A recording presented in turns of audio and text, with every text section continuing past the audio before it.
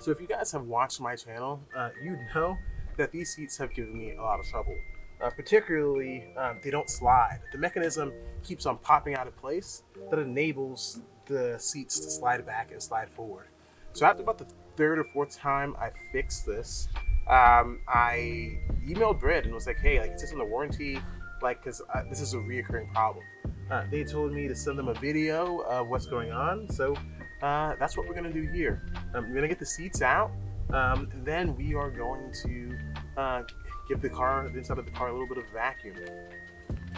After that road trip, it is looking a little bit messy.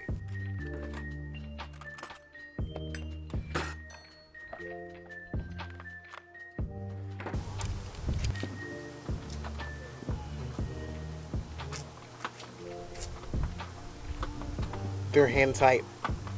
That's not good. They're gonna loose. Now, saying that these bolts are hand tight, which is not good. Everything's hand tight, but the ones that are hard to reach. I remembered to bolt those ones in good.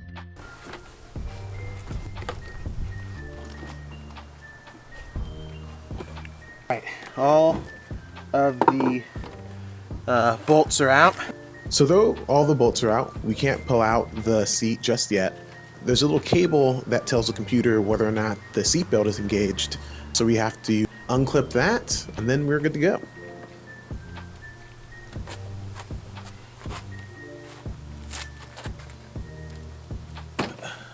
Well, I found where my Galaxy Buds are. Been looking for these for months. It's hard to believe that it got this dirty in here. I mean, I always have the top down, so I always leave my car parked with the top down.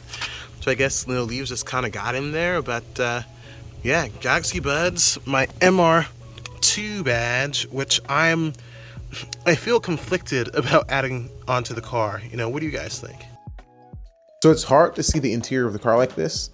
So we're gonna go ahead and get that clean before we talk more about the seats. Kind of what I mentioned in the previous clip is that the car is currently debadged. And I never intended to keep the car debadged, but I just like how it looks. Like the lines of the car, it just looks really, really clean. However, a lot of times people will come up to me and ask me what the car is. They'll think it's a Porsche or Ferrari or something. I'm like, no, it's an MR2. And then there's this one guy who asked what's underneath.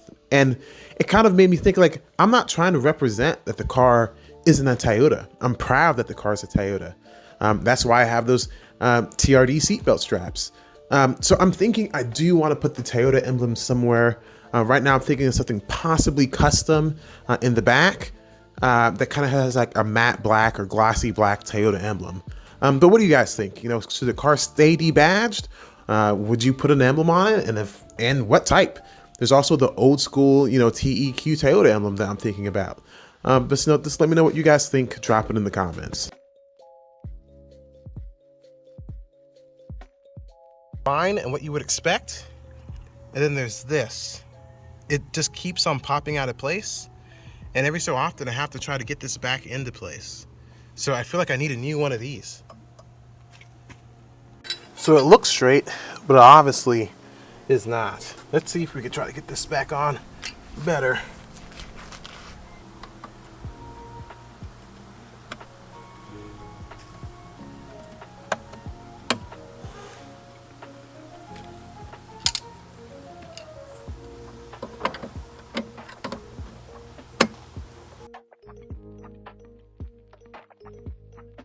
That's how it's looking now, and it will stay that way until it pops out. Like I feel like I've done this a million times. Like it gets like this, it looks good.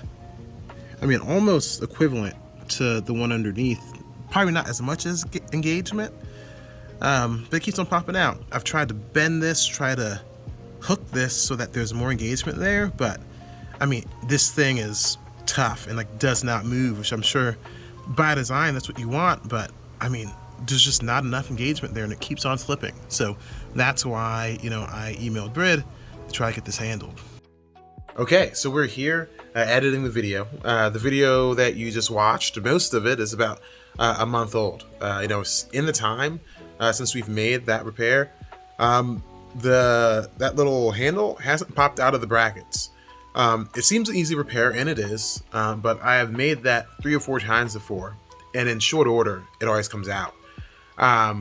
That being said, one reason I think that it did take is because, I was at home with my dad who has better tools. He has a workbench, he has a vise, and I was able to get that piece into better tolerance, off camera.